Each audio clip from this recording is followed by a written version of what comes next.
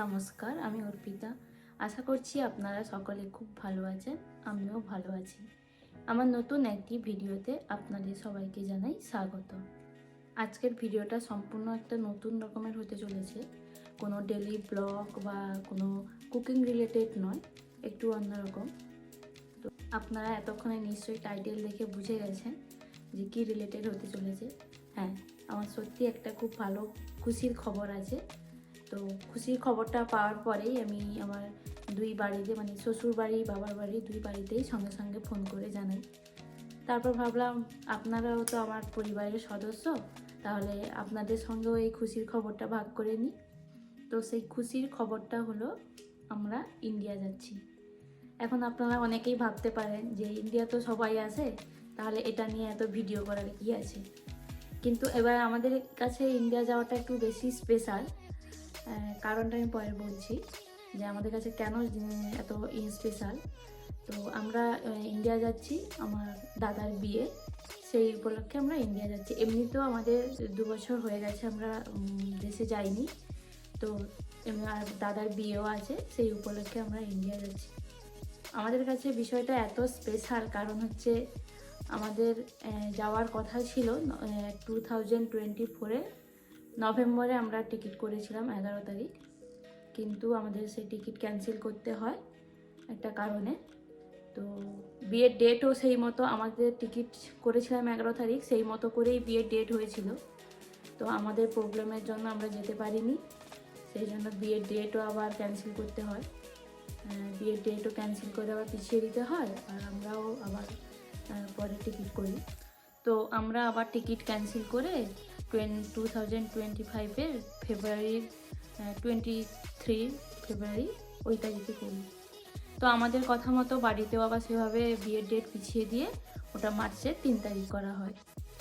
তো তারপরেও আমাদের মানে যেতে পারবো কি পারবো না, সেই আগে যে প্রবলেমটা ছিল সেই প্রবলেমটা আমাদের কন্টিনিউ চলছিল। তো আমরা মানে বুঝতে পারছিলাম না আমরা যেতে পারবো কি পারবো না। সেই মতো বাড়ির সবাইও, আমাদের তো মন খারাপ হচ্ছিলই, প্লাস বাড়ির সবারও মানে টেনশানে ছিল যে কি হবে না হবে, আসতে পারবে কি পারবে না। আর একবার যেহেতু বিয়ের ডেট ক্যান্সেল করা হয়ে গেছে, আর তো করা সম্ভব নয়। তো এবারে যেতে পারি আর না পারি, বিয়েটা এবারে হয়েই যাবে, তো আর ক্যান্সেল করা সম্ভব নয়। এই নিয়ে রীতিমতো সবাই, আমরা বাড়ির লোকজন সবাই খুব টেনশানে ছিল, সবাই খুব মন খারাপ করছিল। তো আলটিমেট আমরা সেই প্রবলেমটা কাটিয়ে উঠতে পেরেছি। তো এটাই, এই জন্য আমাদের কাছে মানে ইন্ডিয়া যাওয়াটা খুবই স্পেশাল। কারণ আমরা মানে ভাবতেই পারিনি যে আমরা যেতে পারবো। আমরা এই বলেই দিয়েছিলাম যে আমরা যেতে পারবো না, তো তোমরা যেমন কাজ করছো এগিয়ে নাও কাজটা। তো তখন আমার বাবা বলল, ঠিক আছে তুই আর তোর ছেলে না হলে চলে আয়, আর সৌরভ না হলে যদি না আসতে পারছে, সমস্যাটা আসলে ওরই, তো যদি ও না আসতে পারছে তোরা চলে আয়। আমি বললাম না, যদি যাই তো 3জনেই যাব, যদি না যাই তো কেউ যাব না, আমরা চলে যাব, ও যেতে পারবে না, ওরও তো মন খারাপ হতে পারে। তো সেই মতো বললাম যে গেলে সবাই যাব। তো এই মতো করে সবাই রীতিমতো টেনশানে ছিল যে কী হবে না হবে। তো আলটিমেট কাজটা হয়েছে। তো সে কি, সেই ফাইল কতটা ইম্পর্ট্যান্ট সেটা আমার থেকে বেশি ও ভালো বলতে পারবে। আপনারা ওর কাছ থেকেই শুনে নিন যে কি সেই ডকুমেন্টস। এখানে আমেরিকাতে এইচ ভিসাতে এসেছি। আমি as a worker H1B visa এবং আমার ডিপেন্ডেন্টরা H4 ভিসাতে এসছে। বেসিক্যালি ভিসাটা হচ্ছে আমেরিকা বাইরের স্কিল্ড লেবারদের H1 ভিসাতে নিয়ে আসে আমেরিকাতে, এবং যখন নিয়ে আসে তখন কোন ক্লায়েন্টের হয়ে কাজ করবে, কোন লোকেশনে থাকবে, কত স্যালারি পাবে, সব কিছু একটা ডকুমেন্ট করতে হয়, এবং সেই ডিটেলস ফিল আপ করে ইউএসসিআইএসে পাঠাতে হয়, তারা ভেরিফাই করে অ্যাপ্রুভ করে। তো যখন আমি প্রথমে এসেছিলাম 2022 ডিসেম্বরে, তখন আমি যে ক্লায়েন্টের হয়ে এসেছিলাম সেই ক্লায়েন্টের আমি কাজ করতাম, ওহাইও কলম্বাসে থাকতাম। তারপরে এই 2024-এ আমি এখানে উইসকনসিনে মুভ করি, এবং যেহেতু নতুন ক্লায়েন্ট, নতুন লোকেশন, সেহেতু আমার এমপ্লয়ারের তরফ থেকে আবার ইউএসসিআইএসে ডকুমেন্ট ফাইল করা হয়, এবং সেই যে ডকুমেন্ট ফাইল করা হয়েছিল সেটা আসতে প্রায় নট প্রায়, এক্স্যাক্টলি 9 মান্থস লেগে গেছে। এবং সেটা তো কম লাগতো ডকুমেন্ট আগে, না? আগে কম লাগতো, এখন এই রিসেন্টলি ইলেকশনের জন্য টাইমটা এক্সট্রা লেগে গেছে। প্রবলেমটা হচ্ছে যে আমি যে ক্লায়েন্টের হয়ে কাজ করছি সেই তার যে অথরাইজেশন সেটা হচ্ছে ওই ডকুমেন্টটা। যদি আমি ইউএসের বাইরে যাই, যদি ইউএসের মধ্যে থাকি নো প্রবলেম, বাট ইউএসএ যদি বাইরে যাই তখন ঢোকার সময় পোর্ট অফ এন্ট্রিতে অফিসাররা ওই ডকুমেন্টটা দেখতে চাইবে। তুমি যে ক্লায়েন্টের হয়ে কাজ করছো ওই ডকুমেন্ট, ডকুমেন্টের নাম হচ্ছে, বলে ওটাকে পিটিশন বলে। অ্যাকচুয়ালি ফর্মটার নাম হচ্ছে I-129 ফর্ম, পিটিশন বলে। তো যখন ওটা দেখতে চাইবে তখন যদি আমি না দেখাতে পারি, আমার ওল্ড পিটিশন আছে বাট সেটা এখন আগের ক্লায়েন্টের পিটিশনটা আছে, বাট সেটা এখন not a valid document, because right now I'm working for another client. My employer is same but working for another client. তো তুমি খুব হ্যাপি ছিলে, আমি তো হ্যাপি, ফাইনালি ইন্ডিয়াতে কিন্তু যাওয়া ডকুমেন্ট হচ্ছে। এখন হাতে পাইনি। ডকুমেন্টটা হাতে পেতে এখনো ম্যাক্সিমাম প্রবাবলি এটাতেও অসুবিধা 1 হবে না, মান্থ লাগবে। তো যাওয়ার সময় কিন্তু দেখবে না, আসার সময় দেখবে, ততদিনে এসে যাবে। তো ততক্ষণে এখানে আমি একটা আমার ফ্রেন্ডের অ্যাড্রেস দিয়ে দেবো, সেই অ্যাড্রেসও রিসিভ করে নেবে এবং সে ইন্ডিয়াতে থ্রু ফেডেক্স বা অন্য কোনো শিপিং কোম্পানি দ্বারা পাঠিয়ে দেবে ইন্ডিয়াতে। কিন্তু ডকুমেন্টটা খুবই সেন্সিটিভ ডকুমেন্ট, যদি কোনো কারণে লস্ট হয়ে যায় দেন আই এম গন, ঢুকতে পারবো না, there will be a ridiculous problem, but okay, like right now we are happy, we received the approval so we can go. আপনারা তো সব কিছুই শুনলেন ওর কাছ থেকে, আশা করি বুঝতে পেরেছেন। তো আমাদের ওই ডকুমেন্ট না পেলে আমাদের পক্ষে যাওয়া একদমই পসিবলই ছিল না, কারণ আমাদের খুবই চাপ হয়ে যেত তাহলে। যদি না পোর্ট অফ এন্ট্রিতে আমাদের ঢুকতে না দিত, ওখান থেকে যদি আমাদের ফেরত পাঠিয়ে দিত, তাহলে ভিসার উপরে একটা রেড স্ট্যাম্প পড়ে যেত, অনেক রকম সমস্যা হতে পারতো।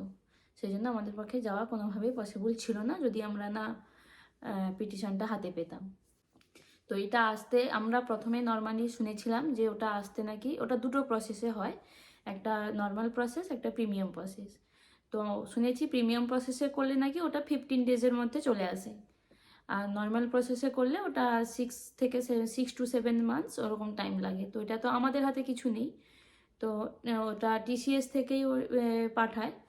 তো ওরাই করে যে নর্মালে করবে কি প্রিমিয়ামে করবে, ওরা বুঝে ওরা করে, আমাদের হাতে কিছু নেই। তো সেই জন্য তারপরে শুনলাম, মানে পরে পরে যত দিন যাচ্ছিল তো শুনলাম যে না, ওটা এখন টাইম বেড়ে হয়েছে 7 to 8 মান্থস। তখনও ঠিক আছে, দেখা যাক, হাতে তো টাইম আছে। আবার রিসেন্ট শুনলাম ওটা আবারও টাইম বেড়ে হয়েছে 8 to 10 মান্থস। তখনই আমাদের মানে অবস্থা খারাপ। তো সেই মতো আমাদের আশা ছিল যে হয়ে যাবে। তারপর যত দিন যাচ্ছিল, যতক্ষণ না হাতে পাচ্ছি ততক্ষণ তো আর ভরসা পাচ্ছি না যে হবে কি হবে না, কোনো গ্যারেন্টি তো কিছু নেই। তো সেই এমনিতেও অফিস টফিস যাচ্ছে, অনেকের কাছে সঙ্গে আলোচনা করছে, একজনের এমনও হয়েছে যে 10 মাস পেরিয়ে গেছে তারপরেও আসেনি। সেটা শুনে তো আরও ভয় লাগলো যে যদি আমাদের আবার সেরকম হয় তাহলে তো আমাদের মানে যাওয়াই যাবে না একদম। যেটুকু আশা রেখেছিলাম যে হতে পারে, তো সেরকম হলে তো তাহলে হবেই না। তো সেই মতো করে ওই জন্য সবাই মোটামুটি টেনশানে ছিল।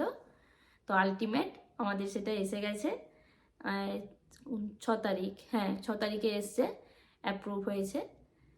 তো সেই জন্য আমরা খুবই খুশি এই জন্য যে একে তো ইন্ডিয়া যেতে পারছি, বুঝতেই তো পারছেন বিদেশে থাকি, যারা বিদেশে থাকে তাদের দেশে যাওয়ার কথা শুনলেই এমনিতেই মনটা ভালো হয়ে যায়।